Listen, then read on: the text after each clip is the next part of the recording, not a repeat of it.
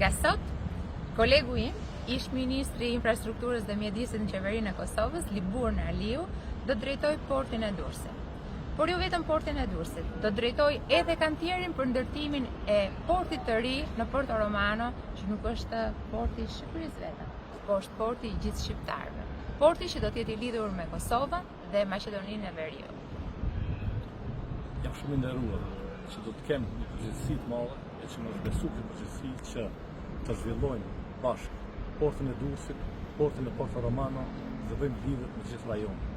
Lidhja mes Kosovës dhe Shqipërisë do të sjellë zhvillime të reja, do të sjellë mundësi edhe për zhvillim ekonomik e pashtur për siguri për gjithë rajonin.